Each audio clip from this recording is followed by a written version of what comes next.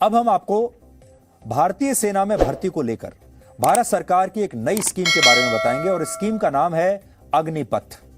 इस नई योजना के तहत अब 17.5 साल से लेकर 21 साल तक के युवाओं को सिर्फ 4 साल के लिए सेना में भर्ती किया जाएगा और इन्हें अग्निवीर का नाम दिया जाएगा। और हर साल सेना के तीनों अंगों में लगभग 50,000 अग्निवीरों की भर्ती होगी और इस नए कदम से भारतीय सेना की औसत आयु 32 वर्ष से घटकर अब 26 वर्ष हो जाएगी। यानी भारतीय जवान जो हैं, भारतीय सेना की जो आयु है, भारतीय सेना अब जवान हो जाएगी और पेंशन का खर्चा भी काफी हद तक बचेगा। यानी इसमें आधुनिकीकरण भी है और पैसे की बचत भी है। इस योजना को हम आपको 5 पॉइंट्स में समझाएंगे और आप चाहें तो यह जानकारी नोट कर सकते हैं क्योंकि यह बहुत महत्वपूर्ण है। पहला पॉइंट, यह योजना तीनों सेनाओं की भर्तियों पर लागू होगी, यानी नेवी, एयरफोर्स और भारतीय सेना। और इसमें ऑफिसर रैंक से नीचे के जो पद होते हैं उन पर भर्तियां की जाएंगी। यानी सेना में जो नॉन कमीशन्ड रैंक होती हैं, ये भर्तियां उन पदों के लिए है, ऑफिसर से नीचे के पदों के लिए।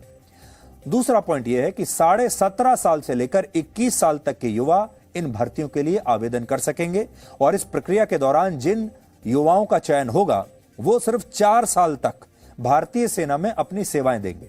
यानी सेना में अब जो नौकरी होगी वो सिर्फ 4 वर्षों की होगी और इन 4 वर्षों में शुरुआत के 6 महीने उन्हें ट्रेनिंग दी जाएगी और बाकी के 3.5 साल वो सेना में अलग अलग पदों पर और अलग अलग जगहों पर अपनी जिम्मेदारी निभाएंगे। और जब 4 वर्ष पूरे हो जाएंगे तो इन सैनिकों को रिटायर कर दिया जाएगा।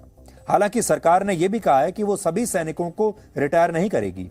हर बैच में 25% सैनिकों को 4 साल के बाद भी सेना में रहकर देश के लिए काम करने का मौका दिया जाएगा। यानी 25% जो सैनिक हैं उन्हें रिटेन कर लिया जाएगा। और आप इसे ऐसे समझिए कि अगर सरकार ने एक बैच में 20,000 सैनिकों की भर्ती की है तो 4 साल के बाद इन 20,000 में से 5,000 सैनिक 4 साल के बाद भी सेना में जारी रखेंगे अपनी सेवाओं को, सेना में रह पाएंगे, उनकी नौकरी बची रहेगी, जबकि 15,000 सैनिक 4 साल के बाद रिटायर हो जाएंगे।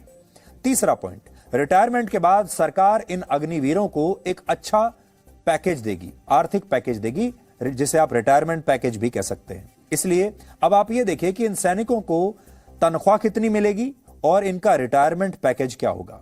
पहले वर्ष में इन अग्निवीरों को हर महीने 30,000 रुपए के आसपास तनख्वाह मिलेगी, जिसमें से 21,000 रुपए इन्हें नकद मिलेंगे और 9,000 रुपए यानी सैलरी का 30% हिस्सा इनके रिटायरमेंट फंड में जमा हो जाएगा।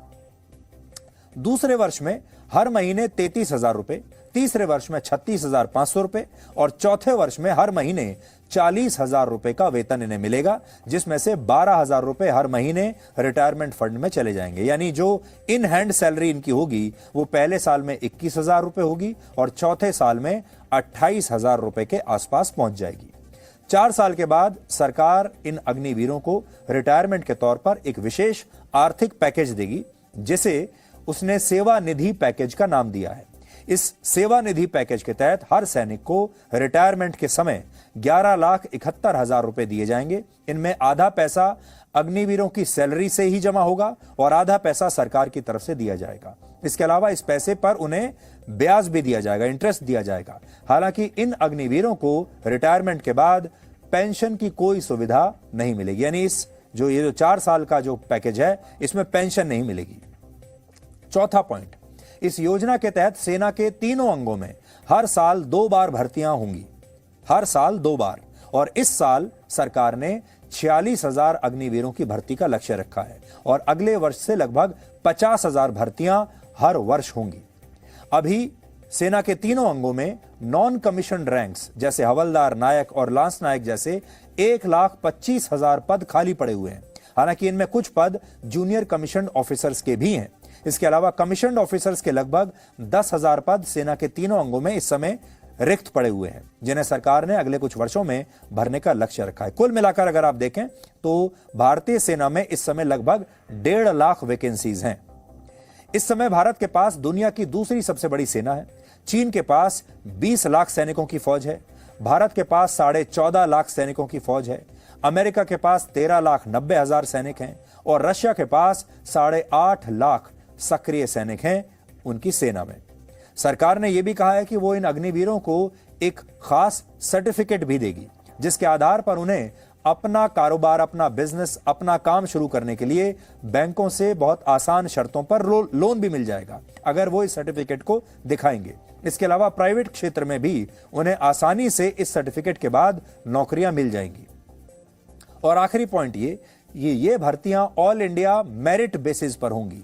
अब तक सेना में अंग्रेजों के जमाने का एक रेजिमेंट सिस्टम चला आ रहा था, जिसके तहत जाति और क्षेत्र के आधार पर सैनिकों की भर्ती हुआ करती थी, जैसे Maratha regiment, Jat regiment, Sikh regiment, Gorkha और राजपूत रेजिमेंट भारतीय सेना में है। ऐसी बहुत सारी रेजिमेंट्स हैं। अब तक इन रेजिमेंट्स में भर्ती के लिए जाति और क्षेत्र को महत्व दिया जाता था, लेकिन अब यह बंद हो जाएगा। अब भारत का कोई भी नागरिक किसी भी रेजिमेंट में भर्ती हो सकेगा और सरकार ने कहा है कि अगले 10 वर्षों में सेना से अंग्रेजों के जमाने का रेजिमेंट सिस्टम समाप्त हो जाएगा और सेना में अब तक का ये सबसे बड़ा बदलाव होगा।